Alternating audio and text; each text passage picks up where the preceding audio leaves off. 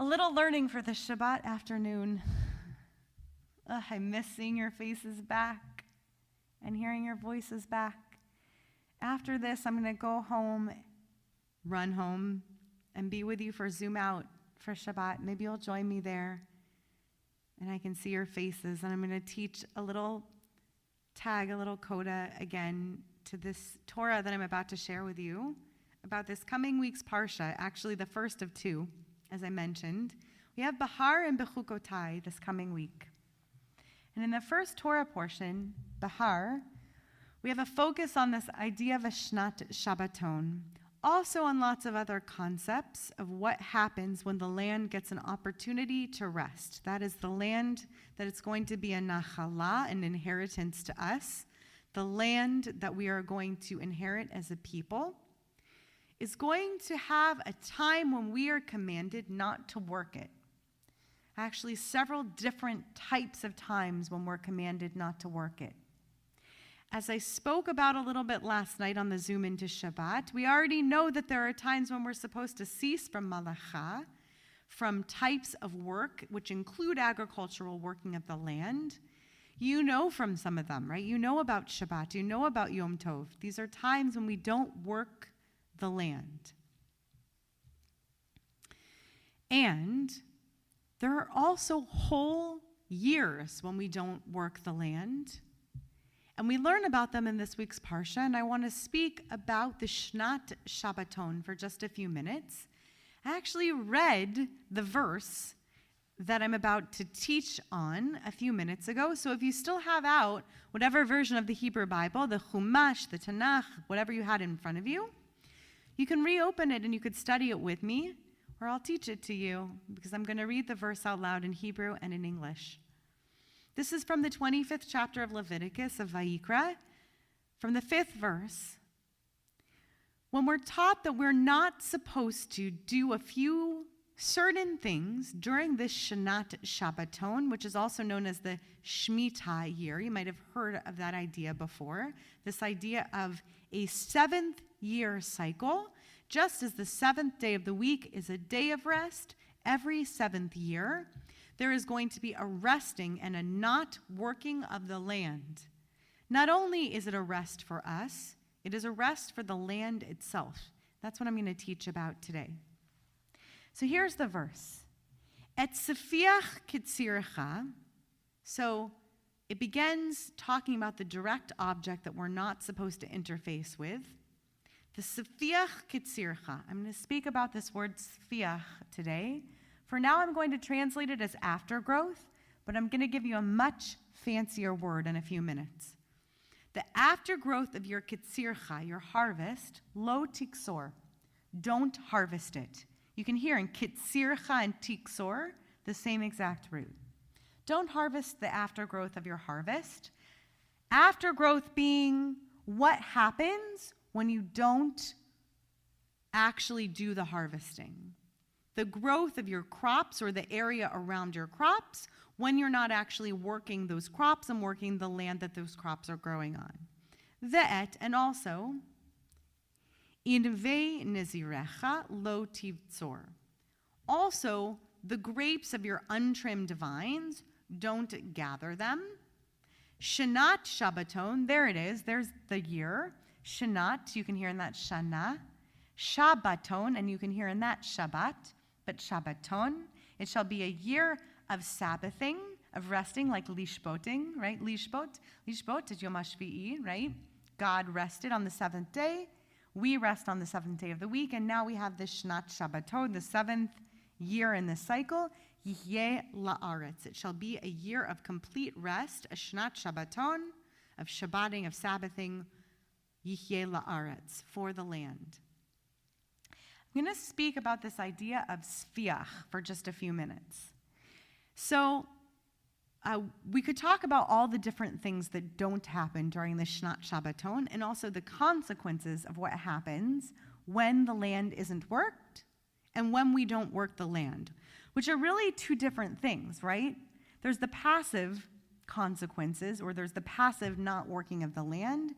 This idea of Yihyeh la'aretz, it shall be a year of rest for the land. So what happens to the land during that time? That's what I'm going to speak about now. There's also a whole other concept of what happens to us when we rest during that year, which can be really trepidatious consequences. And there's a lot to be said about that as well. I'm not going to say that today. Today I'm just going to speak about the consequences to the land. And this safiach ketzircha, this idea of the aftergrowth of your land. And I'm going to speak about what happens when we don't work a crop and when seeds get left over from harvesting and grow up and we don't do anything about them, and what happens when those plants during the course of an entire year start to grow up and grow up and grow up around the crops that we would normally spend a lot of time, though you and I, most of us, I'm guessing, watching, are not farming, even probably not like raising herb gardens on our windowsills, most of us, though maybe some of you do garden a little bit. I'd love to hear about that. And I would have if we were together, I hope. But during this time, if you were leaving it alone, there would be plenty of plant growth happening on its own. That's the safiach. And there's this wonderful word that's used both in the world of finances and also in the world of astrophysics. And we're going to pay attention to the definition it gets in the world of astrophysics in just a moment. I'm bringing to you a teaching from Rab Eliyahu Monk, who is a late 19th century, early 20th century teacher, and he brings a teaching that's built upon something from the Zohar, and he says the following. At the end of every Shnat Shabbaton, this earth, it produces these sfichim, right? Obviously, there's going to be safiach. This verse presumes, and it's right, that there's going to be aftergrowth wherever you let the earth rest, because we haven't plowed and we haven't seeded. And he speaks about this idea that since we have left the Garden of Eden, since we have left Eden, our entire sustenance in this world is based on the idea of safiach. We are living off of safiach. And here's how he gets there. He gets there based on this idea of accretion. That's the word in astrophysics. Accretion is this accumulation of particles into a massive object by gravitationally attracting more matter, usually gaseous matter, into an accretion disk. So most astronomical objects, like galaxies and stars and planets, are formed by accretion processes. Now I want you to translate that to plant growth for a minute, and our planet. And picture the world building itself up layer by layer by layer by layer. What this teaching is saying is the following. Since the beginning of the world, when God, through God's proverbial sacred hands in the air and said, the earth is the humans to work now. It is yours to take care of now. The world became a place of accretion. Rather than God, for the most part, having interference in it, it became a place where it built up like an unworked land, meaning that God wasn't working the land. It became a place of eternal Shnat Shabbatoniness to God, and it became a place of accretion in God's relationship with it.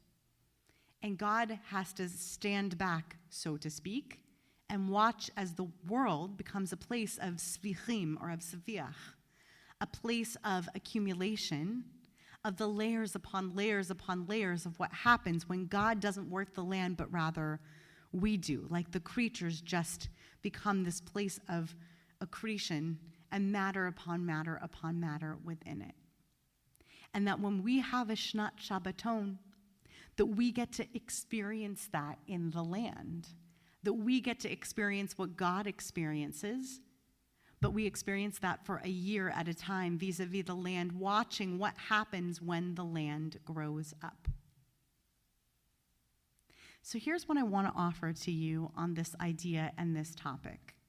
What does that mean for us, right, in a practical relationship with the land and with the earth?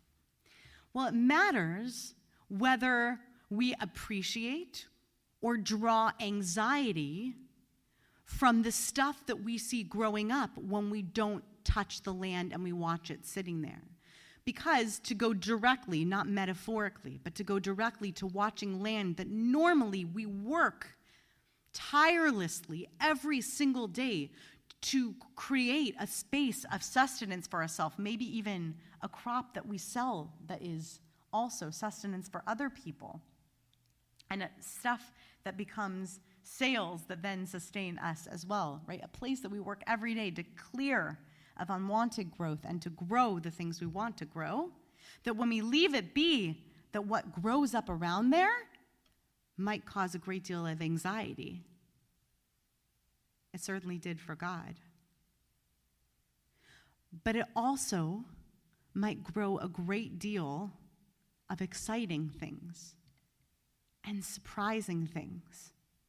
And that is also teased at in this teaching as well. And the way that I would like to suggest that we think about it is to think about the difference between volunteer plants and weeds. What's the difference between a volunteer plant and a weed? I bet you know what a weed is, right?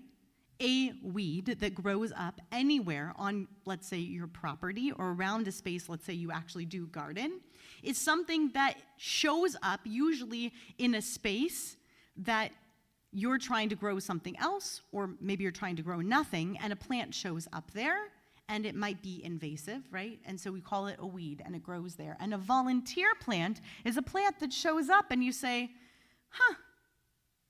I didn't plant that there, but look, it appears to be growing.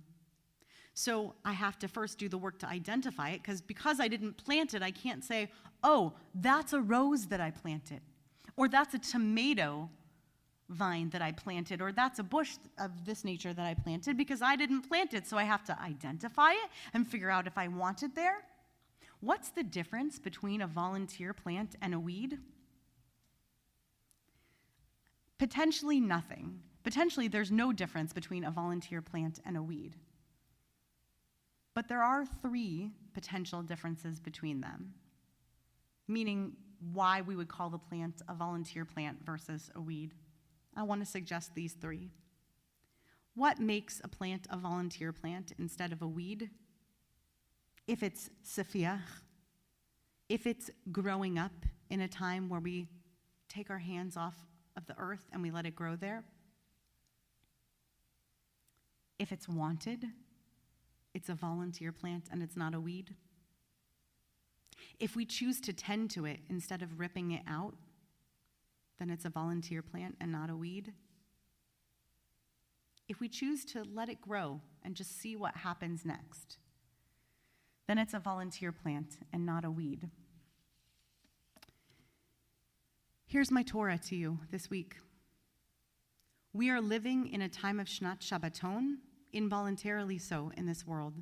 So long as we are under stay-at-home orders, we are not working our land in a lot of ways. It's exciting. It's terrifying. It's terrifying and it's exciting, and it depends whether you are a business owner or a gardener or a teacher or a rabbi or whatever it is that you do, whether you are a parent, a child, both, neither. Whether that is a terrifying prospect, exciting, or both. That the land, the world, is going a bit untouched at the moment. That we're not working it and not manipulating it at this time.